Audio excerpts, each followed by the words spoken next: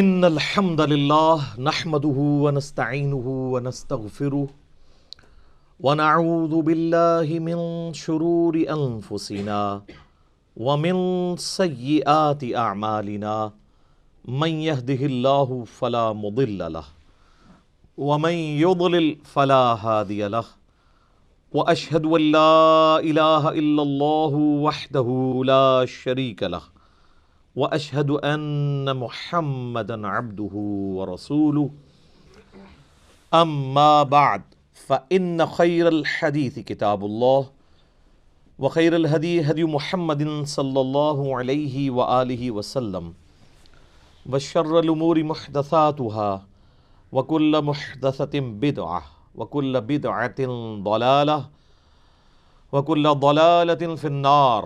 اعوذ باللہ السمیع العلیم من الشیطان الرجیم من ہمزہ ونفخہ ونفثہ. بسم اللہ الرحمن الرحیم. رب اشرح لی صدری ویسر لی امری واحلل عقدۃ من لسانی یفقہوا قولی. بسم اللہ الرحمن الرحیم. ان اللہ وملائکتہ یصلون علی النبی یا ایہا الذین آمنوا صلوا علیہ وسلموا تسلیما. اللہم صلی علی محمد وعلی آل محمد کما صلیت علی ابراہیم وعلی آل ابراہیم انک حمید مجید. اللہم بارک علی محمد وعلی آل محمد کما بارکت علی ابراہیم وعلی آل ابراہیم انک حمید مجید. اللہم ربنا آتنا فی الدنیا حسنہ وفی الآخرۃ حسنہ وقنا عذاب النار. لا الہ الا انت سبحانک انی کنت من الظالمین. حسبنا اللہ ونعم الوکیل. یا حی یا قیوم برحمتک استغیث ولا حول ولا قوة الا باللہ العلی العظیم. ربنا آتنا من لدنک رحمہ وہیئ لنا من امرنا رشدا. الحمدللہ آج 16 فروری 2020 کو سنڈے کے دن قرآن کلاس نمبر 16 میں ہم انشاءاللہ تعالی سورہ البقرہ کی آیت نمبر 83 سے آن ورڈ سٹارٹ کریں گے. یہ جو آیت نمبر 83 ہے اس میں 10 کمانڈمنٹس کا مختصر سا ورژن آیا ہے. ڈیٹیل تو انشاءاللہ سورہ بنی اسرائیل میں جا کر آئے گا. اللہ تعالیٰ نے بنی اسرائیل کو جو 10 بنیادی احکامات دیے تھے انبیاء اکرام علیہم السلام کے ذریعے، اور وہی احکامات شریعت محمدیہ صلی اللہ علیہ وآلہ وسلم میں بھی ٹرانسفر ہوئے. تو قرآنک ورژن آف 10 کمانڈمنٹس سورۃ البقرہ میں ہے، سورۃ الانعام کے اندر ہے، اور ڈیٹیل کے ساتھ سورہ بنی اسرائیل میں آئے گا. آیت نمبر 21 سے لے کر 39 تک کہ 10 بنیادی احکامات کون سے تھے جو اللہ تعالیٰ نے اپنے پیغمبروں کے ذریعے لوگوں تک پہنچائے. تو مختصراً کچھ احکامات اس میں آ رہے ہیں آیت نمبر 83 میں سورۃ البقرہ کی. اعوذ باللہ من الشیطان الرجیم. بسم اللہ الرحمن الرحیم. وَإِذْ أَخَذْنَا مِيثَاقَ بَنِي إِسْرَائِيلَ، اور یاد کرو وہ وقت جب ہم نے بنی اسرائیل سے یہ عہد لیا تھا، حضرت یعقوب علیہ السلام کی اولاد سے، لا تعبدون الا اللہ، کہ مت پوجنا کسی کو سوائے اس اللہ کے. توحید جو ہے یہ تو بنیاد ہے نا جی. تمام ادیان کی، مذاہب کی بنیاد توحید کے اوپر ہے. سورہ النحل میں آتا ہے نا، وَلَقَدْ بَعَثْنَا فِي كُلِّ أُمَّةٍ رَسُولًا أَنِ اعْبُدُوا اللَّهَ وَاجْتَنِبُوا الطَّاغُوتَ، اور بے شک ہم نے ہر امت میں کوئی نہ کوئی رسول ضرور بھیجا تھا ایک بنیادی دعوت کے ساتھ کہ تم نے عبادت صرف اللہ کی کرنی ہے، اور اللہ کی مخالفت پہ جو لوگ کھڑے ہیں وہ طاغوت، ان کا انکار کرنا ہے. اچھا مزے کی بات ہے، عبادت اللہ کی ہے، صرف اللہ کو ماننا کافی نہیں ہے. اللہ کو تو مسلمان بھی مان رہے ہیں اللہ کہہ کر، ہندو بھگوان کہہ کر مان رہے ہیں، جیوز اور کرسچنز بھی خدا کہہ کر، اللہ کہہ کر، گاڈ کہہ کر مان رہے ہیں، لیکن اللہ کی بھی ماننی ہے۔ اللہ کی ماننا اصل میں اللہ کی عبادت ہے، ٹوٹل اوبیڈینس آف گاڈ، اطاعت اللہ کی اختیار کرنا اس طریقے پر جو اس نے اپنے پیغمبروں کے ذریعے سکھایا، اسے کہتے ہیں عبادت۔ تو تمام الہامی کتابوں کی دعوت کا خلاصہ توحید ہے، ایک اللہ کی عبادت کرنی ہے، اور عبادت کی ڈیفینیشن وہی ہے، ایاک نعبد و ایاک نستعین۔ عبادت بھی اللہ کی ہوگی، اور عبادت کی اعلیٰ ترین شکل دعا میں مدد کے لیے صرف اللہ کو پکارا جائے گا۔ اب عبادت کی جتنی شکلیں ہیں، نماز ہو اور نماز کے اندر جتنے پوسچر ہیں، رکوع، سجدہ، عاجزی کے ساتھ کسی کے سامنے کھڑے ہونا، نظر، نیاز، منت، سب کی سب چیزیں ایک اللہ کے لیے ہیں، اور سب سے بڑھ کر مشکل کشا، حاجت روا ایک اللہ کو مانا جائے، وہ ہے ایاک نستعین۔ اچھا، عبادت میں نستعین بھی شامل تھا، الگ سے کیوں ذکر کیا ہے؟ اللہ کو پتا تھا سب سے زیادہ شرک ہی اس میں ہونا ہے۔ آج دنیا میں کوئی مسلمان نہیں ہے جو یہ کہتا ہو کہ میں رسول اللہ کی عبادت کرتا ہوں، نعوذ باللہ۔ لیکن شرک فی الدعا، پکارنے میں جو شرک ہے، مسلمانوں کی اکثریت میں پایا جاتا ہے۔ مسلمانوں کی اکثریت سورۃ الفاتحہ کا ٹیسٹ پاس نہیں کرتی، اور اس کے پیچھے وجہ جو ہے وہ علماء ہیں جنہوں نے دین کو بگاڑ کر ان کے اندر داخل کیا ہے۔ عام گورے کو قرآن کا ترجمہ پڑھنے کے لیے دیں نا، وہ سورۃ الفاتحہ پڑھنے کے بعد اگر اس سے آپ پوچھیں کہ سورۃ الفاتحہ کے تحت کیا اللہ کے سوا کسی اور کو پکارا جا سکتا ہے مدد کے لیے، وہ کہے گا نہیں۔ لیکن مولوی آپ کو کہانی کرائے گا، جی روٹی امی سے مانگتے ہیں۔ تو ایاک نستعین میں یہ بات تو ہے ہی نہیں ہے، یہ تو ظاہری اسباب ہے، اس کا حکم تو قرآن میں خود آیا ہے، وَتَعَاوَنُوا عَلَى الْبِرِّ وَالتَّقْوَى وَلَا تَعَاوَنُوا عَلَى الْإِثْمِ وَالْعُدْوَانِ۔ نیکی پرہیزگاری کے کاموں میں ایک دوسرے کی مدد کرو، اور برائی میں الگ رہو، اس میں مدد نہ کرو۔ یہ اس مدد کی بات ہو رہی ہے کہ سامنے کوئی ہستی موجود نہیں ہے، اور آپ یہ عقیدہ رکھتے ہیں کہ وہ میری مسئلے کو حل کر دے گی۔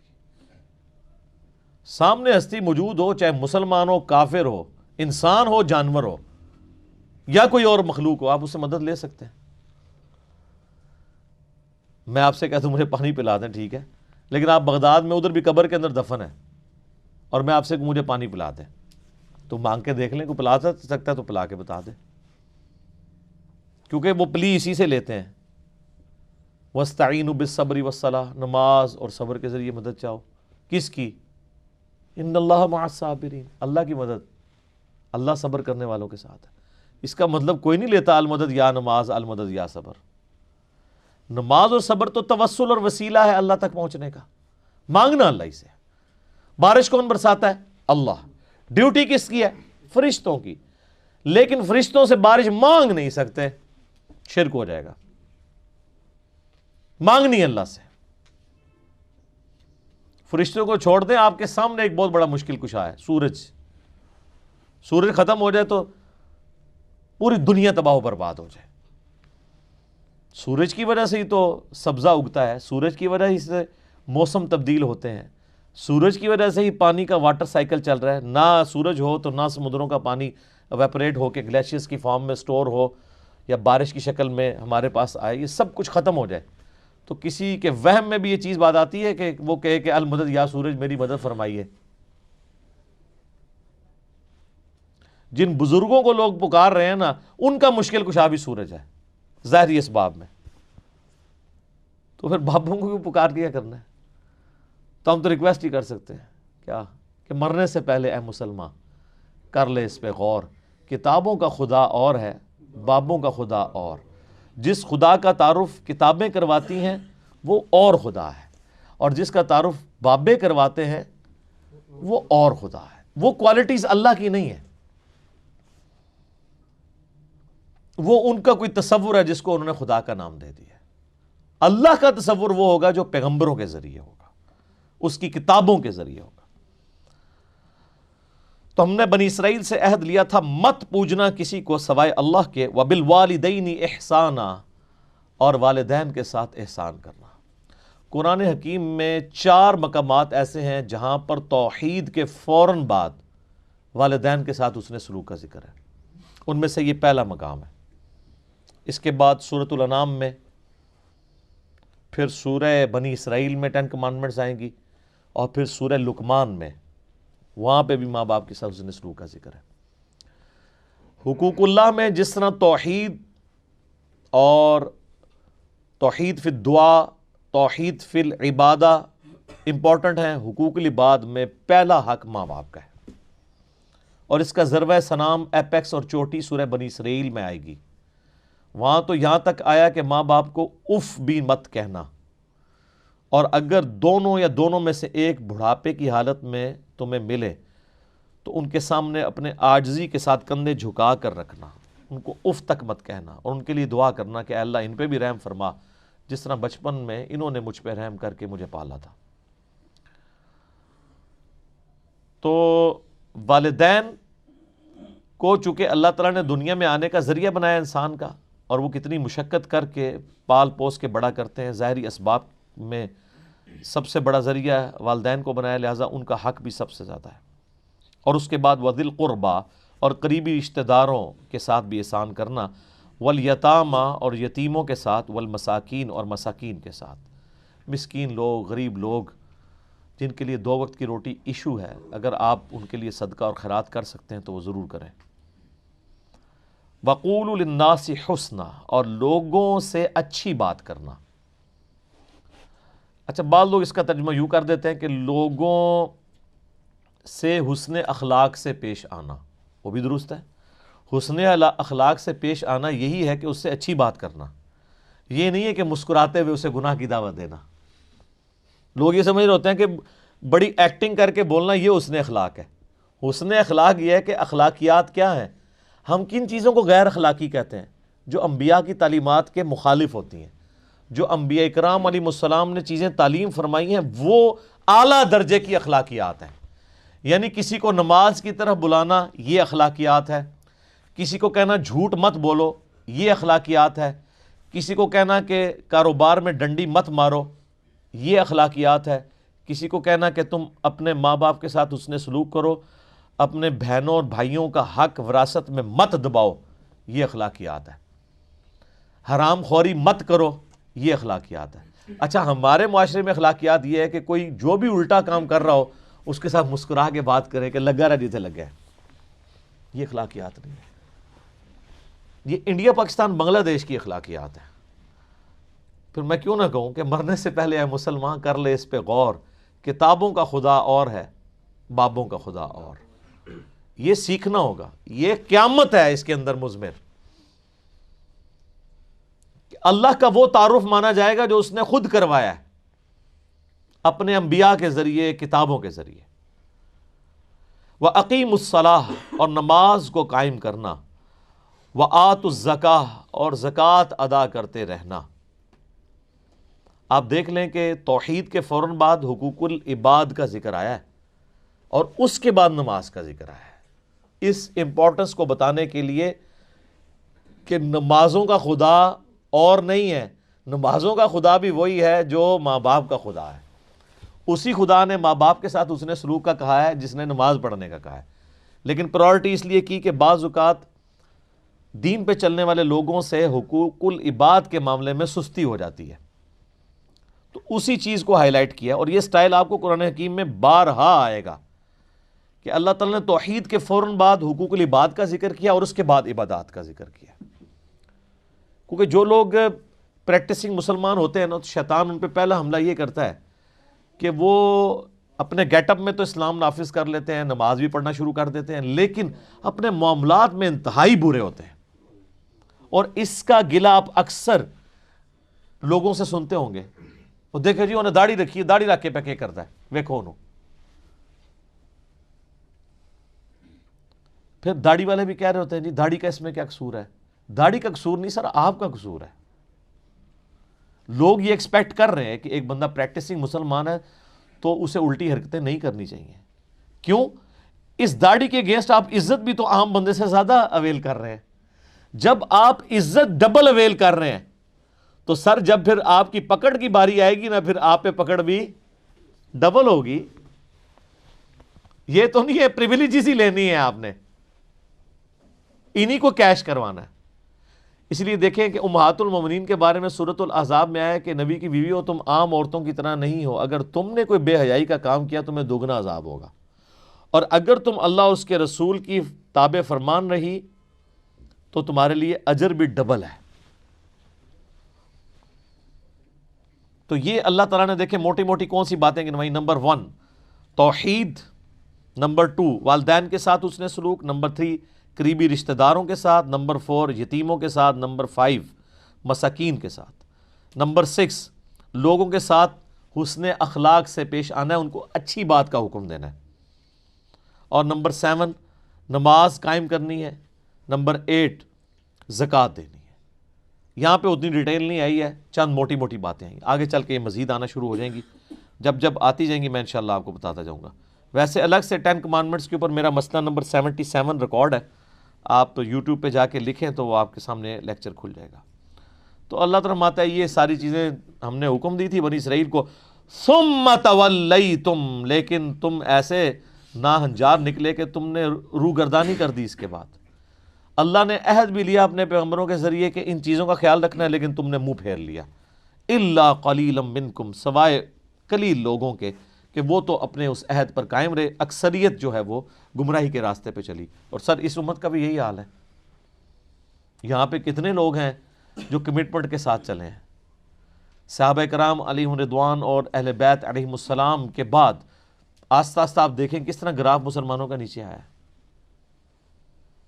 وَأَنْتُمْ مُعْرِضُونَ, اور تم ہے ہی روگردانی کرنے والے. بنی اسرائیل کو اللہ تعالیٰ فرما رہا ہے کہ تمہاری روگردانی کی جو روش ہے یہ کوئی یعنی ایک آدھ واقعہ نہیں ہے, ہر معاملے میں تم نے روگردانی کی ہے.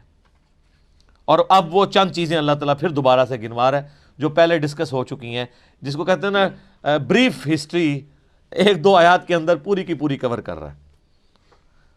وَإِذْ أَخَذْنَا مِيثَاقَكُمْ لا تسفکون دماءکم, اور یاد کرو جب ہم نے تم سے یہ عہد بھی لیا تھا کہ تم نے اپنے لوگوں کا خون نہیں بہانا, کسی کو ناحق قتل نہیں کرنا. ولا تخرجون انفسکم, اور نہ گھروں سے ایک دوسرے کو نکالنا ہے, من دیارکم, اپنے گھروں سے. ثم اقررتم, اس کے بعد تم نے اقرار کیا.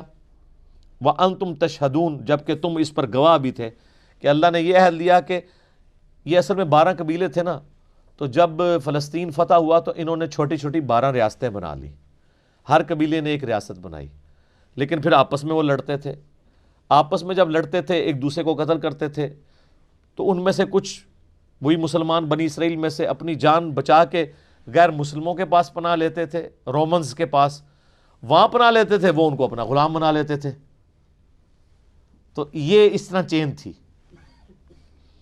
تو اللہ فرماتا ہے ہم نے تو تمہیں منع کیا تھا کہ یہ حرکتیں نہیں کرنی, قتل نہیں کرنا, کسی کو اس کے گھر سے نکلنے پر مجبور نہیں کرنا.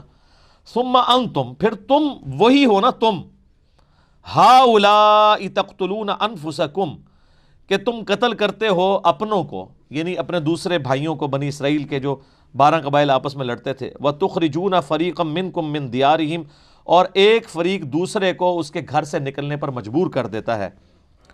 تظاہرون علیہم بالاثم والعدوان, اور تم مدد کرتے ہو ان کے خلاف دشمنوں کی گناہ اور ظلم کے اوپر. ظاہر ہے پھر جب اندر میں پھوٹ پڑے گی تو باہر سے بھی آپ کو پتہ ہے جن لوگوں کے انٹرسٹ ہوں گے تو پھر کافروں کے ساتھ مل کے اپنے مسلمان بھائیوں کے ساتھ یہ تم سلوک کرتے تھے. ظاہر ہے بنی اسرائیل تو اس وقت مسلمان ہی تھے نا, سابقہ امت مسلمہ ہے. وَإِن يَأْتُوكُمْ أُسَارَىٰ, اور جب وہ قیدی بن کر تمہارے پاس آتے ہیں. اچھا, جب قیدی بن کے آتے ہیں تو پھر ان کا خون جوش مارتا ہے کہ یار یہ تو ہمارے ہی ہیں, ٹھیک ہے. تو پھر وہ کہتے ہیں وہ اللہ نے بڑی ترغیب دلائی ہے کہ قیدیوں کو آزاد کیا جائے اللہ کی راہ میں. پھر وہ فدیہ دے کے ان کو آزاد کرتے تھے, کہتے تھے تو ثواب کا کام ہے, حالانکہ وہ بیچارے غلام تمہاری وجہ سے بنے ہوئے تھے, ان کی غلطیوں کی وجہ سے وہ نکلے, ملک سے نکلنے پر مجبور ہوئے اور کافروں کے ہتھے چڑھے. تو اللہ فرماتا ہے اس کے بعد وہ جب تمہارے پاس قیدی بن کے آتے ہیں تفادوہم وہو محرم علیکم، تم بڑے پاک باز بن کے ان کا فدیہ دے کے ان قیدیوں کو آزاد کرواتے ہو، حالانکہ ان کا نکالنا، وہو محرم علیکم اخراجہم، حالانکہ ان کے ملک سے نکالنا تمہارے لیے حرام تھا۔ اصل حرام تو تم نے کیا نا، کہ ان کو اپنے ملک سے نکلنے پر مجبور کیا، اس کی وجہ سے وہ کافروں کے غلام بنے، اور جب غلام بن کے وہ بازار میں بک رہے ہوتے ہیں اور تمہارا خون جاگتا ہے کہ یہ تو ہمارے اسرائیلی بھائی ہیں، تم پیسے دے کے ان کو چھڑواتے ہو اور کہتے ہو یہ ثواب کا کام ہے، تو یہ اللہ تعالیٰ پھکی دے رہا ہے، یہ پھکی ہے، اینٹی وینم ہے، کہ یہ تو بڑا ثواب کا کام کر رہے ہو، بتاؤ یہاں تک پہنچے کس کی وجہ سے ہے؟ جو میں نے مولانا طارق جمیل صاحب کو کہا تھا نا، وہ کہتے ہیں میں نے علماء کو جراثیم نہیں کہا، میں نے کہا تھا انڈیا پاکستان سے جو لوگ آتے ہیں تو وہ جراثیم لے کر یورپ میں آتے ہیں، یہاں بھی فرقہ وارانہ، تو میں نے کہا شیخ صاحب یہ جراثیم ان کو لگاتا کون ہے؟ کسی گھوڑے کو ہاتھ لگایا تھا انہوں نے، یا کسی اسکواش کے پلیئر کو ہاتھ لگ گیا تھا غلطی سے ان کا، یا کسی پولیٹیشین کو ہاتھ لگا تھا، یا مولویوں کا ہاتھ لگ گیا تھا؟ تو یہاں پہ بھی اللہ تعالیٰ فرما رہا ہے کہ جن قیدیوں کو تم آزاد کر کے بڑا ثواب کما رہے ہو نا، کہ بڑا نیکی کا کام ہے قیدی آزاد کرنا، حالانکہ اصل تمہاری خطا ہے ان کو جو تم نے نکالنے میں مدد کی کافروں کی، وہ اصل حرام کام تھا، وہ حرام تم نے کر لیا اور اب یہ ثواب کما رہے ہو۔ تمہارے حرام کام کی وجہ سے تو بیچارے قیدی ہوئے تھے، تو تم نے وہ حرام کام کیا کیوں کہ وہ بیچارے اس نہج تک پہنچتے۔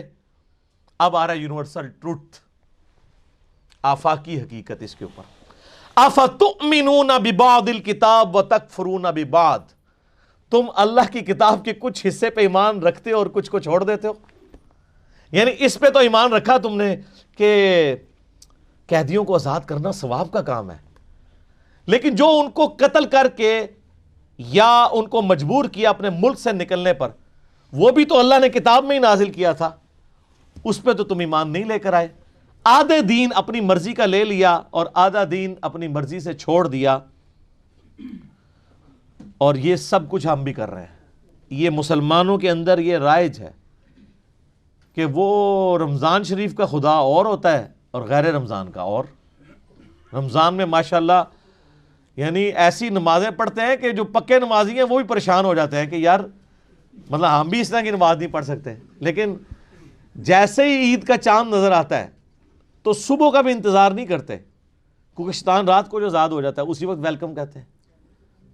اور جناب آپ دیکھ رہے ہیں نوجوانوں کو اسلامی بہنوں کی خدمت کے لیے بازاروں میں گھوم رہے ہوتے ہیں، ٹھیک ہے، کسی نے سودا کسی کا وزنی ہو تو جا کے مدد کر دیں، اس لیے جا رہے ہوتے ہیں نا۔ تو یہ چند دین کے چند حصوں پہ عمل کرنا، بعض کو عمل کرنا، بعض کو چھوڑ دینا، یہ ہر جگہ اپلائی ہوتا ہے۔ قرآن اس لیے تو استعمال ہو رہا ہے کہ جی اس کی تلاوت کی جائے، اور جو اصل مقصد تھا اس پہ عمل کرنا وہ چھوڑ دیا۔ وہ بھی تو قرآن ہی کہہ رہا تھا نا، یہ قرآن اس لیے نازل ہوا ہے تاکہ اس پہ تدبر کرو، اس سے نصیحت حاصل کرو، سورہ صاد کے اندر وہ چھوڑ دیا، اور کہا جی قرآن میں ہے کہ جی تلاوت کرو اس کی، قرآن حکیم کی، جیسا کہ تلاوت کرنے کا حق ہے، ٹھہر ٹھہر کے پڑھو۔ یہ عمل ہو رہا ہے، جو اصل مقصد تھا وہ چھوڑ دیا۔ اسی طریقے سے آپ احادیث کی کتابوں میں بھی آ جائیں، اگر نماز کے طریقے کی بات کریں کہ جی بخاری مسلم میں نماز کا طریقہ جو ہے وہ اس طریقے سے لکھا ہوا ہے، رکوع میں جاتے وقت اٹھتے وقت رفع الیدین، وہ کہتے ہیں آپ اس کو چھوڑ دیں، یہ تو اگر ہم کریں گے تو میرے ماں باپ کیا کہیں گے، میرے رشتہ دار کیا کہیں گے، محلے کے مولوی صاحب ہی ہمیں پکڑ لیں گے۔ ہاں بخاری مسلم سے آپ کو درود شریف کی فضیلت بتا دیں، کوئی دعا سکھا دیں، وہ کہیں گے ہاں جی یاد کر لیتے ہیں، اپنی مرضی کا دین لے رہے ہیں۔ تو اب وہ یونیورسل ٹروتھ آ رہا ہے کہ جو لوگ اپنی مرضی کا دین لیتے ہیں، یہ ٹروتھ صرف بنی اسرائیل کے لیے نہیں ہے، قیامت تک کے لیے۔ یہ سورہ بنی اسرائیل میں آگے جا کے ڈیٹیل چیزیں بھی آئیں گی، یہاں پہ سورۃ البقرہ میں سٹارٹ میں یہ جو بنی اسرائیل کے اوپر قرارداد جرم اللہ تعالیٰ نے ان کا مقدمہ کھولا ہے، وہ اس لیے کہ تاکہ امت محمدیہ صلی اللہ علیہ وآلہ وسلم کے لیے عبرت ہو کہ تم لوگوں نے بھی یہ کام نہیں شروع کر دینا ہے جو کر لیے ہیں۔ اللہ کو پتا تھا یہ ہونا ہے، لیکن اللہ تعالیٰ نے خبردار کر دیا۔ جس طرح اللہ کو پتا تھا کہ فرقے بننے ہیں، نبی علیہ السلام کے ذریعے بتا دیا، لیکن اس سے روک دیا کہ تم نے اس سسٹم کا حصہ نہیں بننا۔ وَاعْتَصِمُوا بِحَبْلِ اللَّهِ جَمِيعًا وَلَا تَفَرَّقُوا۔ وہ کہتے ہیں نا یہ حدیث میں پہلے ہی آیا فرقے بننے ہیں، اور یہ تو نہیں آیا کہ فرقے بناؤ، وہ تو خبر تھی. جیسے مسلم شریف میں حدیث ہے کہ عورتیں قرب قیامت میں ایسا چست لباس پہنیں گی گویا ننگی ہو. تو اب کوئی اپنے گھر والوں کو ننگا لباس بنانا شروع کرتے کہ جی وہ تو پہلے ہی حدیث میں آیا کہ پہنے گی. نہیں, وہ تو بتایا گیا اس سسٹم کا حصہ نہیں بننا. فرقے بنیں گے, تم نے اللہ کی رسی قرآن کو مضبوطی سے پکڑنا ہے, فرقوں میں نہیں بٹنا. یہاں پہ بھی دیکھیں اللہ تعالیٰ فرماتا ہے جو لوگ کتاب کے بعض حصے پہ ایمان رکھتے ہیں اور بعض کو چھوڑ دیتے ہیں, فما جزاء من یفعل ذلک, ایسے لوگوں کے لیے جزا نہیں ہے. جزا یعنی یہ سزا کے معنوں میں, کیونکہ عربی میں دونوں طرف یہ استعمال ہوتا ہے. منکم, تم میں سے جو کوئی ایسی حرکت کرے کے لیے اس کے لیے جزا نہیں ہے, الا مگر یہ خزی فی الحیات الدنیا, کہ دنیا میں اللہ تعالیٰ ایسے لوگوں کو رسوا کر دے گا. آج 1.5 ارب مسلمانوں کی رسوائی ہمارے سامنے ہے. صحیح مسلم میں حدیث ہے, نبی علیہ السلام نے فرمایا اللہ تعالیٰ اس کتاب کی وجہ سے لوگوں کو عروج دے گا اور اس کتاب کی وجہ سے لوگوں کو ذلیل کرے گا. صحابہ کرام علیہم رضوان کو, اہل بیت کو عروج اس کتاب کی وجہ سے ملا, اور بعد والوں نے اس کتاب کو چھوڑا تو ذلت اور خواری. اللہ نے فرمایا تھا کہ بعض حصہ بھی کتاب کا چھوڑ دیا تو مارے گئے, ہم نے تو کتاب کا اکثر حصہ چھوڑ دیا ہوا ہے. اسی کو ڈاکٹر اقبال نے جواب شکوہ میں اللہ کی طرف سے جواب دیتے ہوئے کہا ہے, وہ زمانے میں معزز تھے مسلمان ہو کر, اور تم خوار ہوئے تارک قرآن ہو کر.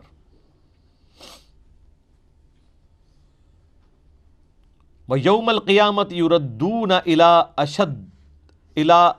أَشَدِّ الْعَذَابِ, اور قیامت والے دن شدید عذاب میں جھونکا جائے گا. یعنی دنیا میں تو رسوائی ہونی ہے, آخرت کا بھی جو ادھار باقی ہے نا وہ تو بہت ہی شدید ہے. دنیا میں تو یعنی زیادہ سے زیادہ کوئی کتنا جی لے گا رسوائی کے لیے, 60 70 80 سال, لیکن آخرت کا جو عذاب ہے وہ تو بہت شدید بھی ہے, لمبا بھی ہے, وہ ابھی باقی ہے. وَمَا اللَّهُ بِغَافِلٍ عَمَّا تَعْمَلُونَ, اور اللہ تعالیٰ غافل نہیں ہے جو کچھ کام تم کر رہے ہو, جو کرتوت تم کر رہے ہو, اللہ کے سب نظر میں ہے. ایک ایک چیز اس نے نوٹ کی ہوئی ہے. اللہ فرشتوں کا محتاج نہیں ہے, اس کے اپنے علم میں, اور فرشتے تو ریاکار کی عبادت بھی لکھ لیتے ہیں. الٹیمیٹ فیصلہ تو اللہ کرتا ہے کہ یار اس نے تو دکھلاوے کے لیے کیا تھا. فرشتے نے 1 کروڑ نیکی لکھی ہے, اللہ کہتا ہے 0 سے ملٹیپلائی. کوئی دل کا حال تو نہیں کوئی جان سکتا. یہ تو اللہ کی خوبی ہے. یا اللہ کسی کو مطلع کر دے اپنے پیغمبروں میں سے, فرشتوں میں سے, جس کے لیے چاہے. اولئک الذین اشتروا الحیاۃ الدنیا بالآخرہ, یہ وہ لوگ ہیں جنہوں نے دنیا کی زندگی حاصل کر لی ہے آخرت کے بدلے میں. آخرت بیچ دی, دنیا خرید لی. حالانکہ سمجھدار وہ ہے جو دنیا بیچ کے آخرت لے, جو سورہ توبہ میں ہے کہ اللہ تعالیٰ نے مومنین کی جانیں اور مال جنت کے بدلے میں خرید لی ہیں. ایسی بیعت کے اوپر, ایسی تجارت کے اوپر ایمان والوں کو چاہیے وہ خوشیاں منائیں کہ اللہ کے آگے انہوں نے اپنی جان اور مال بیچ دیا, اس کے بدلے میں اللہ نے ان کو جنت دے دی. اور یہاں پہ اللہ تعالیٰ ہمارا ان لوگوں کی روش یہ ہے کہ انہوں نے دنیا کی زندگی خریدی ہے, آخرت کو داؤ پہ لگا دی ہے. وَلَا يُخَفَّفُ عَنْهُمُ الْعَذَابِ, ان لوگوں سے عذاب ہلکا نہیں کیا جائے گا. وَلَا هُمْ يُنصَرُونَ, نہ وہاں پر ان کا کوئی مددگار ہوگا. اللہم اجرنا من النار, اللہم اجرنا من النار, اللہم اجرنا من النار, آمین. یہ میرے بھائیوں کتاب اللہ ہے, یہ کوئی سٹوری نہیں ہے. یہ جو کچھ اللہ تعالیٰ بتا رہا ہے یہ سب کچھ ہو جانا ہے. اوہ کچھ بھی نہیں ہونا, یہ او ہی ہوگی. جو اللہ نے کسی کے ساتھ کر دینا ہے اس نے کر دینا ہے. زمین و آسمان کی مخلوقات مل کر کسی کو چھٹکارا نہیں دے سکتی ہیں اگر اللہ تعالیٰ کسی کے اوپر گرفت کر لے. اللہ تعالیٰ فرماتا ہے اس کے حضور کوئی سفارش بھی کسی کی نہیں کر سکتا سوائے اس کی جو اللہ تبارک و تعالیٰ جس کے لیے خود ہی یہ اجازت مرحمت فرما دے. اب میرے بھائیوں پھر بنی اسرائیل کی ہسٹری کی طرف لوٹا جا رہا ہے کہ انہوں نے کس طریقے سے وقت کے پیغمبروں کا انکار کیا اور پھر اللہ تبارک و تعالیٰ نے ان پر کیسے عتاب فرمایا. وَلَقَدْ آتَيْنَا مُوسَى الْكِتَابَ, اور بے شک ہم نے موسیٰ علیہ السلام کو الکتاب یعنی تورات دی تھی، وقفینا من بعدہ بالرسل، اور ان کے بعد پے در پے ہم نے رسول بھیجے، یعنی موسیٰ علیہ السلام فوت ہونے سے پہلے یوشع ابن نون کو اپنا خلیفہ بنا گئے، اور ٹل حضرت عیسیٰ علیہ السلام تک مسلسل 1400 سال ایک پیغمبر دنیا سے جانے سے پہلے اپنی جگہ ایک اور دوسرے پیغمبر کو خلیفہ بنا کے جاتا تھا۔ اور بخاری مسلم دونوں میں حدیث موجود ہے کہ بنی اسرائیل کا انتظام ہمیشہ پیغمبروں کے ہاتھ میں ہی رہا، جب ایک پیغمبر فوت ہوتا تھا وہ دوسرے کو اپنی جگہ خلیفہ بنائے گا، جبکہ میری امت میں پیغمبر نہیں ہوں گے، خلفاء ہوں گے۔ تو یہاں پہ اسی کی طرف اشارہ ہے کہ موسیٰ علیہ السلام اور ان کے بعد پے در پے رسول آئے، اور الٹیمیٹلی اللہ تعالیٰ کی قدرت کا بہت بڑا نمونہ، اللہ تعالیٰ کی قدرت کا شاہکار سیدنا عیسیٰ ابن مریم علیہ السلام، وہ تشریف لے کے آئے جو بنی اسرائیل کے آخری پیغمبر تھے، بنی اسرائیل کے، اور اسی کا ذکر آیا وَآتَيْنَا عِيسَى ابْنَ مَرْيَمَ الْبَيِّنَاتِ، اور ہم نے عیسیٰ ابن مریم کو تو بہت بڑے بڑے معجزات دیے تھے، وَأَيَّدْنَاهُ بِرُوحِ الْقُدُسِ، اور روح قدس کے ذریعے ان کی مدد کی تھی۔ یعنی بنی اسرائیل میں حضرت عیسیٰ علیہ السلام کے لیول کا اور کوئی پروفٹ نہیں تھا معجزات کے اعتبار سے۔ جبرائیل علیہ السلام کے ذریعے اللہ نے مدد کی، سورہ آل عمران میں، سورۃ المائدہ میں اور سورہ مریم کے اندر 3 صورتوں میں ان کے معجزات کا ذکر ہے کہ وہ مٹی کی مورت بنا کر اس میں پھونک مارتے تھے، اللہ کے اذن سے وہ پرندہ بن جاتی تھی، مردے کو اللہ کے اذن سے زندہ کر لیتے تھے، اور وہ ان کے پیغمبر ہونے کی گواہی دیتا تھا، پھر وہ مر جاتا تھا۔ یہ نہیں ہے کہ زمین پہ چلنا پھرنا شروع کر دیتا تھا، نہیں، وہ تو سورہ یاسین میں اللہ تعالیٰ نے واضح فرما دیا ہے کہ جو مر چکے ہیں نا وہ دنیا میں نہیں واپس اب آنے کے۔ سورۃ الواقعہ میں بھی ذکر موجود ہے۔ تو اس کے علاوہ وہ مادر ذات کوڑی اور اندھوں کو اللہ کے اذن سے شفا دیتے تھے، یعنی جن کے ڈھیلے بھی نہیں آنکھوں کے ہوتے تھے نا، وہ مٹی رکھ کے تو ہاتھ پھیرتے تھے تو آنکھیں آ جاتی تھی۔ سر آنکھیں ہوں بھی، بنائی چلی جائے تو اس طرح آنکھیں واپس نہیں آتی ہیں، اتنے بڑے بڑے معجزات ان کو دیے، لیکن بنی اسرائیل نے ان کو نہیں مانا، حالانکہ خود یہودی النسل تھے حضرت عیسیٰ علیہ السلام، یہودی تھے، بنی اسرائیل سے تھے، نہیں مانا۔ یہ اصل میں اللہ تعالیٰ مسلمانوں کو بتانا چاہ رہا ہے کہ اگر یہود و نصارہ تمہارے پیغمبر کی دعوت کو قبول نہیں کر رہے ہیں تو ان کا ایٹیچیوڈ اہل کتاب کا پہلے بھی رہا ہے، انہوں نے اپنے پیغمبروں کو کون سا مان لیا تھا، اور اس کی ریزن کیا تھی وہ آ رہی ہے۔ أَفَكُلَّمَا جَاءَكُمْ رَسُولٌ بِمَا لَا تَهْوَىٰ أَنفُسُكُمُ اسْتَكْبَرْتُمْ، جب کبھی بھی کوئی پیغمبر تمہارے پاس آیا ایسا حکم لے کر جو تمہارے نفس کو پسند نہیں تھا، تم اکڑ گئے۔ حضرت عیسیٰ علیہ السلام یہی تو کرتے تھے، یعنی یہودی عادت ہو چکی تھی ان کو حرام کھانے کی، اپنی مرضی کے فتوے لکھتے تھے پیسے لے کر۔ تو حضرت عیسیٰ علیہ السلام نے آ کر یروشلم میں جو ہیکل سلیمانی تھا، ٹیمپل آف سلیمان، اس کے اندر یعنی وہ جب اپنی مجالس بنا کے بیٹھے ہوتے تھے، حضرت عیسیٰ علیہ السلام وہاں پہنچ جاتے تھے اور وہاں پہ کھڑے ہو کے واز کرتے تھے کہ تم لوگ یہ حرام خوریاں چھوڑ دو، تم کتاب کے ماننے والے ہو، اور کتاب میں تو یہ سود حرام لکھا ہے اور تم سودی کاروبار کر رہے ہو، ہر طرح کی چیز وہ ہائی لائٹ کرتے تھے۔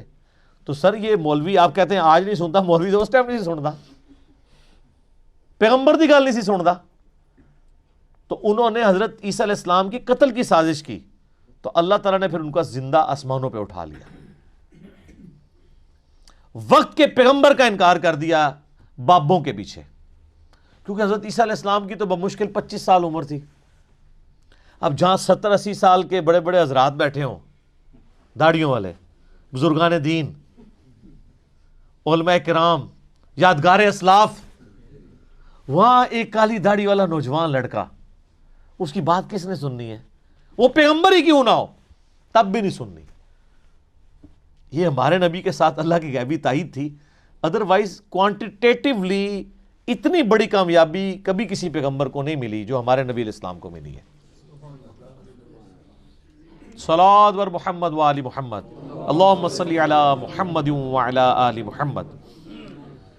تو اللہ تعالیٰ فرماتا ہے تم جب بھی کوئی بات کوئی پیغمبر لے کے آیا تم نے اکڑ کی اور تمہارے نفس کو پسند نہیں تھی، فَفَرِيقًا كَذَّبْتُمْ وَفَرِيقًا تَقْتُلُونَ، تو تم نے بعض انبیاء کو تو جھٹلا دیا اور بعض کو تم نے قتل کر دیا۔ حضرت زکریا علیہ السلام کو قتل کیا انہوں نے، حضرت یحییٰ علیہ السلام کو قتل کیا، کتنے پیغمبروں کو انہوں نے صرف اس لیے قتل کر دیا کہ وہ ان کی غلطیاں ہائی لائٹ کرتے تھے۔ حضرت عیسیٰ نے بھی قتل ہو جانا تھا، حضرت عیسیٰ علیہ السلام کو تو اللہ تعالیٰ نے بچایا نا۔ اللہ تبارک و تعالیٰ اگر نہ بچاتا تو حضرت عیسیٰ علیہ السلام کے ساتھ وہی ہونا تھا جو حضرت زکریا کے ساتھ ہوا اور حضرت یحییٰ علیہ السلام کے ساتھ ہوا۔ اچھا اب آپ یہ دیکھیں یہ دونوں پیغمبر ایک وقت کے اندر ہیں، حضرت یحییٰ علیہ السلام اور حضرت عیسیٰ علیہ السلام۔ حضرت یحییٰ علیہ السلام نے عیسیٰ علیہ السلام کے پیغمبر ہونے کی تصدیق کی ہے، تو حضرت عیسیٰ چونکہ اللہ تعالیٰ کے رسول تھے، وہ صرف نبی نہیں تھے رسول بھی تھے، تو رسول کے بارے میں تو اللہ تعالیٰ کا قاعدہ ہے کہ اللہ تعالیٰ میں کتب اللہ لأغلبن انا ورسولی، اللہ نے یہ بات طے کر لی ہے کہ میں اور میرے رسول غالب رہیں گے۔ چونکہ رسولوں کو اللہ تبارک و تعالیٰ نے غلبہ دینا ہوتا ہے، لہٰذا رسول کبھی قتل نہیں ہوتا، اس کے مخالفین ہی تباہ و برباد ہوتے ہیں۔ موسیٰ علیہ السلام کے مخالفین اس لیے تباہ و برباد ہوئے کیونکہ وہ رسول تھے۔ ہمارے نبی علیہ السلام کے مخالفین کو اللہ تعالیٰ نے غزوہ بدر، احد، خندق میں اسی لیے ذلیل و خوار کیا کہ وہ رسول تھے، اللہ نے غلبہ کروایا۔ حضرت عیسیٰ علیہ السلام بھی رسول تھے، لیکن آپ کے کیس میں یہ ہوا کہ آپ کے مخالفین کو اللہ تبارک و تعالیٰ نے آپ پر حاوی نہیں ہونے دیا، لیکن غلبہ بھی آپ کا نہیں ہوا، اللہ نے زندہ آسمانوں پہ اٹھا لیا۔ اب قرب قیامت میں جب وہ اتریں گے تو پھر اللہ تعالیٰ کی طرف سے فائنل عذاب استیصال بنی اسرائیل کے اوپر آئے گا، انہی کے ہاتھوں اللہ تعالیٰ بنی اسرائیل کو، یہودیوں کو قتل کروائے گا۔ اور یہ وہ عقیدہ ہے جس پہ سب کا اتفاق ہے، سنی ہو شیعہ ہو، بلکہ میں کہتا ہوں یہ وہ عقیدہ ہے جس پہ انسانیت کا اجماع ہے۔ یہودی بھی کہتے ہیں کرائسٹ نے آنا ہے، وہ جب دجال مسیح آئے گا نا، جھوٹا مسیح، اس کو وہ کرائسٹ مان لیں گے۔ جس مسیح کے انتظار میں وہ ہیں وہ تو آ کے ان کو دعوت دے کے چلا بھی گیا، انہوں نے بات نہیں مانی۔ کرسچنس کا بھی عقیدہ ہے کہ عیسیٰ ابن مریم دنیا میں آئیں گے، مسلمانوں کا بھی عقیدہ ہے کہ آئیں گے۔ آج بلکہ آج ہم تھوڑی ایک متھ توڑنے لگے ہیں، آج ہم عیسیٰ ابن مریم کی منقبت پڑھوائیں گے یہاں پہ۔ دیکھیں نا چینج ہے نا جی، ابھی تک تو آپ نے نبی علیہ السلام کی شان میں نعتیں سنی ہے، یا بابوں کی شان میں، یا صحابہ کرام کی، اہل بیت کی شان میں، حالانکہ ہونا چاہیے کہ ان سے زیادہ حقدار ہیں انبیاء کرام کہ ان کی منقبتیں بیان ہو۔ تو آج ہم عیسیٰ ابن مریم کے بارے میں ہمارے شعیب بھائی نے تیار کی ہے منقبت، بڑی زبردست ہے، جس میں ان کے بارے میں جو مسلمانوں کا عقیدہ ہے اور وہ کیا کریں گے، وہ ساری چیزیں انہوں نے کور کی ہیں اس کے اندر انشاءاللہ تعالی۔ تو یہ کرامت ہے، آج حضرت عیسیٰ علیہ السلام کا ذکر بھی ہو رہا ہے، ٹھیک ہے، ذکر خیر ہو رہا ہے الحمدللہ۔ وَقَالُوا قُلُوبُنَا غُلْفٌ، اور یہودی کہتے ہیں ہمارے دلوں پر تو غلاف چڑھے ہوئے ہیں۔ یہ مضمون بار بار آئے گا سورۃ المائدہ میں، سورہ نساء میں۔ مسلمانوں کو بھی کہتے تھے کہ آپ جتنا مرضی قرآن پڑھ لو ہم پہ اثر نہیں کرے گا، ہم بڑے پکے ہیں اپنے عقیدے میں۔ یہاں بھی لوگ کہتے ہیں نا کہ اسی تے اپنا بابیاں دا عقیدہ نہیں چھڈنا، تسی جو مرضی کر لو اسی پکے ہیں۔ اچھا یہ ہمیں کہہ رہے ہوتے ہیں قرآن اور حدیث پڑھنے کے اوپر، حالانکہ یہ دیکھنا چاہیے کہ اگر تم بابوں کے ساتھ پکے ہو تو بابے قرآن اور حدیث پہ ہوتے ہیں نا۔ حتیٰ کہ یہودیوں کے بارے میں آتا ہے وہ کانوں میں انگلیاں رکھ لیتے تھے اور کہتے تھے اے نبی تمہاری بات سے ہمارے کانوں میں ثقل آتا ہے، ہمارے کان بہہ رہے ہیں تمہاری بات سننے سے۔ ہم اپنے عقیدوں میں پکے ہیں۔ آج اگر مسلمان کا بھی یہی ایٹیچیوڈ ہو، سر ویڈیو ریکارڈڈ ہے باپا جانی کی، انہوں نے کہا میرے کان بہہ رہے ہیں، آنکھیں اندھی ہیں، ہر اس بات کو سننے سے جو ہمارے بزرگوں کے خلاف ہو۔ سر حالانکہ یہ ایسا نہیں ہے، وہ بہرے نہیں ہے، وہ قرآن میں ہے صم بکم عمی فہم لا یرجعون۔ کس وجہ سے؟ ختم اللہ علی قلوبہم وعلی سمعہم وعلی ابصارہم، اللہ نے ان کو سیل کر دی ہے، ان کی آنکھوں کو، کانوں کو، بہرے ہیں، گونگے ہیں، اندھے ہیں، ہدایت نہیں پائیں گے۔ تو یہ یہودی بھی یہی کہتے تھے کہ ایسا جو تم نے کرنا ہے نہ کر لو، ہمارے دل پہ غلاف ہے، اتنا مضبوط ہے ہمارا دل ہے، یعنی تو جو مرضی معقول بات بھی کر رہا ہے نا، ہم تب بھی اپنا عقیدہ نہیں چھوڑیں گے۔ یہاں بھی لوگ یہی کر رہے ہوتے ہیں نا کہ پوری بخاری گزار دو ہمارے اوپر سے، کوئی فرق نہیں پڑے گا، ٹھیک ہے۔ تو یہ کس کو دھوکہ دے رہے ہیں؟ اپنے آپ کو۔ یہاں پہ اللہ فرما رہا ہے، اللہ تعالیٰ پھر آپ کو پتہ ہے وہ تو پھر وہ کتابوں کا خدا تو اور ہے نا. جب انہوں نے کہا ہمارے دل پہ غلاف ہے, اللہ نے کہا بل لعنہم اللہ بکفرہم, یہ لعنت ہے تمہارے دل کے اوپر پڑی ہوئی تمہارے کفر کے سبب, انکار کرنے کے سبب. لانتی ہو, یہ کہتے ہو کہ بات نہیں اثر کرتی, اصلی مار پہ ہی ہے تو انہوں اللہ دی, لانتی ہو چکے ہو. ویسے تو ہمیں بھی یہی کہنا چاہیے, جو کہتے ہیں نا پوری بخاری قرآن بھی پڑھ لو پہ اثر نہیں ہونا, ہمیں بھی یہی کہنا چاہیے اللہ کی سنت پہ عمل کرتے ہوئے کہ یہ لعنت پڑ گئی تمہارے اوپر. لیکن ہم بڑی سافٹ سی لینگویج میں کہتے ہیں کیا, کہ مرنے سے پہلے ہے مسلمان کر لے اس پہ غور, کتابوں کا خدا اور ہے, بابوں کا خدا اور اللہ تعالیٰ فرما رہا ہے کہ یہ کہتے ہیں نا ہم پہ کوئی بات اثر نہیں کرتی, تو یہ لعنت کی وجہ سے ہوا ہے. ہونا تو چاہیے کہ تم پہ معقول بات کا اثر ہو, تو تمہیں تو پریشان ہو جانا چاہیے کہ تم پوائنٹ آف نو ریٹرن پہ, یہ یعنی تھرڈ سٹیج کا کینسر تمہیں ہو چکا ہوا روحانی, یہ تو تم اپنی خود برائی بیان کر رہے ہو, یہ اچھائی تو نہیں ہے. فَقَلِيلًا مَا يُؤْمِنُونَ, بہت کم لوگ ہیں جو ایمان رکھتے ہوں گے. وَلَمَّا جَاءَهُمْ كِتَابٌ مِّنْ عِندِ اللَّهِ, اور جب آ گئی ہماری یہ کتاب اللہ کی طرف سے, یعنی اب قرآن کا اللہ ذکر کر رہا ہے. ہسٹری بتاتا ہے کہ یہ بنی اسرائیل وہ ناہنجار ہیں, انہوں نے اپنے یہودی پیغمبر عیسیٰ ابن مریم علیہ السلام کا انکار کر دیا تھا, تو ہمارے اس پیغمبر کو جو بنو اسماعیل میں سے ان کو کیسے ماننا ہے. اب جب یہ کتاب ان کے پاس آئی ہے مصدق لما معہم, اس حال میں آئی ہے کہ جو کتابیں وہ خود مانتے ہیں نا, ان کتابوں کو یہ کتاب تصدیق کرنے والی ہے. یہ نہیں ہے کہ یہ کہہ رہی ہے کہ تسی سارے غلط ہو, چلو پھر تھوڑی کنفرنٹریشن آ جاتی ہے کہ یار یہ کتاب کہہ رہی ہے تورات بھی غلط انجیل بھی غلط, تو بندے کو دشمنی آتی ہے. جب یہ کتاب کہہ رہی ہے کہ تورات انجیل بھی اللہ کی کتابیں ہیں, اب کیا دشمنی ہے؟ اور تصدیق میں کیا قیامت مضمر ہے. تصدیق اس اعتبار سے بھی ہے کہ یہ کتاب کہتی ہے کہ تورات اور انجیل اللہ کی کتابیں ہیں, اور تصدیق اس اعتبار سے بھی ہے کہ تورات اور انجیل نے کہا تھا کہ پیغمبر آخر الزماں آئیں گے, ان پر کتاب نازل ہوگی صلی اللہ علیہ وآلہ وسلم. تو تمہاری کتاب جھوٹی ہو جانی تھی اگر یہ کتاب نازل نہ ہوتی. کیوں؟ تورات اور انجیل کی پروفیسیز اگر پوری نہ ہو تو کتابیں جھوٹی ہو جائیں گی نا. تو قرآن کا آنا ان کتابوں کو سچا کر رہا ہے کہ ان میں جو لکھا تھا نا کہ آخری پیغمبر نے آنا ہے, تو قرآن نے آ کے ان کتابوں کی عزت میں اضافہ کر دیا ہے. یہ تصدیق کرنے والی ہے, ان کتابوں کو بھی درست کہہ رہی ہے, اور پریکٹیکلی فزیکلی زبان حال سے مصدق بن کے آئی ہے ان کتابوں کی. مصدق لما معہم وکانوا من قبل, اور جب اس سے پہلے ان یہودیوں کی حالت تھی یستفتحون علی الذین کفروا, یہ کافروں پر فتح مانگا کرتے تھے اللہ تعالیٰ سے. قرآن نازل ہونے سے پہلے تو اس قرآن کے اور اس پیغمبر کے یہ اتنے شہدائی تھے کہ جب کافروں سے ان کی جنگیں ہوتی تھی تو جنگوں میں جب ان کو شکست ہوتی تھی تو اس کتاب اور پیغمبر کے ذریعے سے اللہ کی طرف دعا مانگا کرتے تھے. کیا؟ کہ یا اللہ اس پیغمبر کو جلدی جلدی بھیج, اس کے ساتھ مل کر ہم پوری دنیا میں تیرا نام روشن کریں گے. ظاہر ان کی کتابوں میں تھا, آخری پیغمبر نے آ کے رومن اور پرشین امپائر گرانی ہے. هو الذی ارسل رسولہ بالہدی ودین الحق لیظہرہ علی الدین کلہ, تو موجود تھا. آج بھی آپ انجیل کھول کے دیکھیں, میں نے قرآن کے تعارف میں کئی آیات بتائی ہیں. گاسپل آف جان جو ہے, یوحنا کی انجیل جو 4 چیپٹر ہے نا, ان میں سے ایک یوحنا کی انجیل ہے, اس میں چیپٹر نمبر 15 سے 18 تک موجود ہے. عیسیٰ ابن مریم کہتے ہیں کہ مجھے تم سے بہت کچھ کہنا ہے لیکن ابھی تم متحمل نہیں ہو ان باتوں کے. وہ ہستی جب دنیا میں آئیں گی نا, وہ تمہیں وہ ساری باتیں سکھائیں گی. وہ اپنی خواہش سے کچھ نہیں کہیں گے, ان کے منہ میں اللہ اپنا کلام ڈالے گا. وما ينطق عن الهوى ان هو الا وحی یوحى, وہی بات قرآن میں آئی.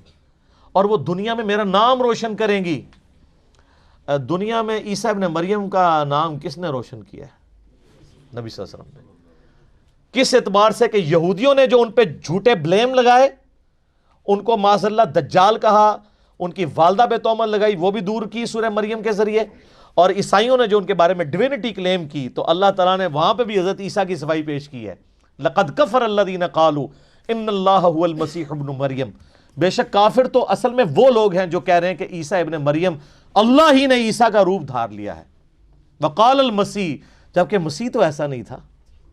مسیح تو کہا کرتے تھے وقال المسیح یا بنی اسرائیل اعبدوا اللہ ربی و ربکم, اے بنی اسرائیل عبادت کرو اس رب کی جو میرا بھی رب ہے تمہارا بھی رب ہے.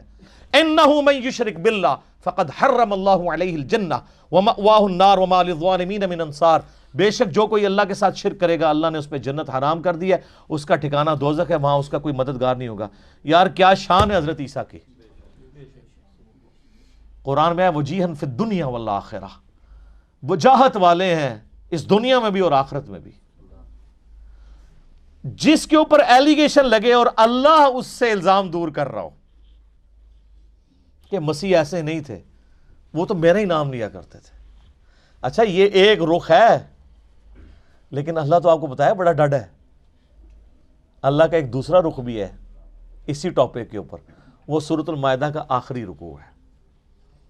قیامت کے دن جو حضرت عیسیٰ اور اللہ کی ملاقات ہونی ہے، سر وہ بندہ کانپ اٹھتا ہے. وہ جب یہ چیپٹر آتا ہے نا، اس میں جب زندگی شروع ہوگی، وہ جو ناول کا میں نے تعارف کروایا تھا، اس میں انہوں نے اس کو فلمایا ہے آڈیو ریکارڈنگ میں، ریٹن فارم میں. حضرت عیسیٰ ابن مریم، اللہ تعالیٰ فرمائے گا اے عیسیٰ کیا تو نے کہا تھا کہ تجھے اور تیری ماں کو میرے سوا معبود ٹھہرا لیا جائے؟ ہائے ہائے ہائے. حضرت عیسیٰ علیہ السلام کی اس وقت کیا حالت ہوگی؟ ہم کہ یا اللہ میری اتنی صفائیاں تو نے دی ہیں، تجھے نہیں پتا؟ سر یہ توحید کا معاملہ بہت سینسٹیو ہے، اتنا سینسٹیو ہے کہ اللہ تعالیٰ اس لیول پہ اترا ہے سورۃ المائدہ کی آیت نمبر 17 پہ کہ اگر اللہ ارادہ کرے عیسیٰ کو، اس کی ماں کو اور جتنے زمین میں ان کو موت دے دے تو اللہ کا کوئی کیا بگاڑ لے گا؟ تم کہتے ہو عیسیٰ مشکل کشا ہے، اللہ چاہے تو عیسیٰ کو مار دے، اس کی ماں کو مار دے، اور سارے بزرگ بابے جن کے بارے میں تمہارا عقیدہ ہے سب کو موت دے دے، اللہ کوئی نہیں کچھ بگاڑ سکتا. اور یہاں سورۃ المائدہ میں اللہ تبارک و تعالیٰ آخری رکوع میں، اس سے پہلے بھی بلکہ 72 نمبر آیت 75 نمبر آیت میں آتا ہے کہ عیسیٰ اس کی ماں کو مشکل کشا سمجھے ہوئے ہو، وہ روٹی کھانے کے محتاج تھے، وہ نہ تمہارے نفع کے مالک تھے نہ نقصان کے. اللہ کہہ رہا ہے عیسیٰ اس کی ماں روٹی کھانے کے محتاج تھے. اگر ہم کہتے ہیں بابے محتاج ہیں تو ان کو وٹ چڑھ جاتا ہے. بابوں کی کیا اوقات ہے؟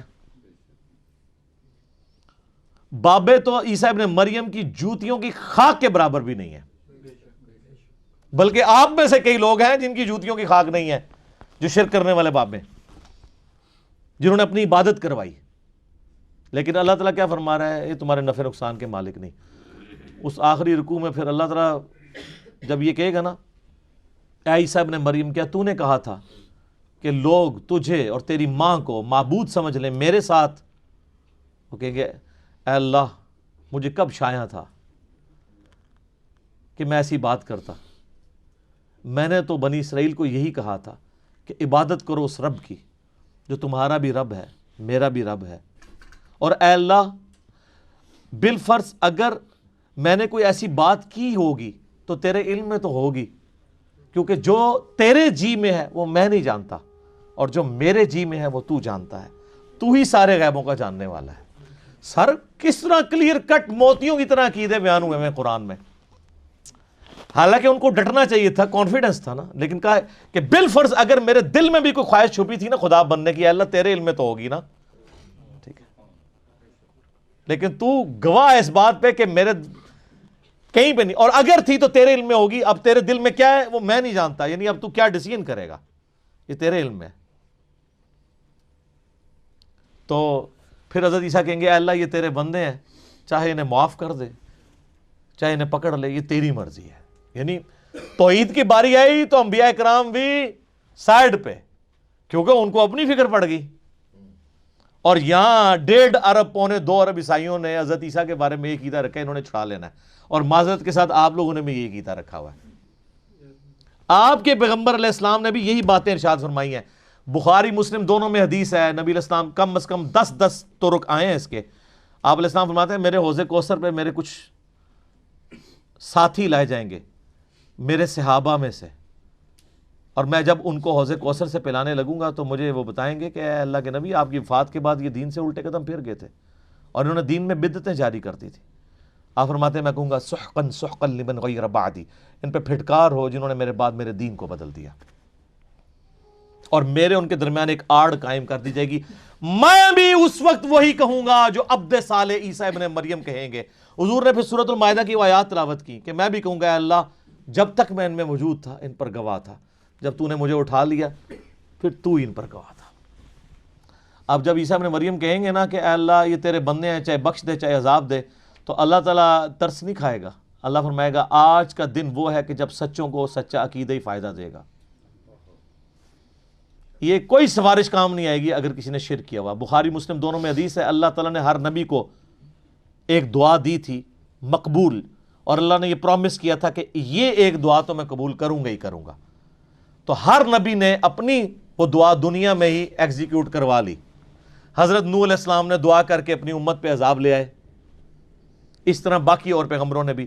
میں نے اپنی دعا اپنی امت کے لیے سنبھال کر رکھی ہے قیامت کے دن کے لیے، اور اس دعا کی برکت سے میرے ہر امتی کو شفاعت کا نفع پہنچے گا میرے ذریعے، سوائے اس کے کہ جس نے دنیا میں اللہ تعالیٰ کے ساتھ کسی قسم کا شرک کیا ہوا. شرک والے سے بھائی جی سیدھی سی بات ہے، اعلان برات ہے.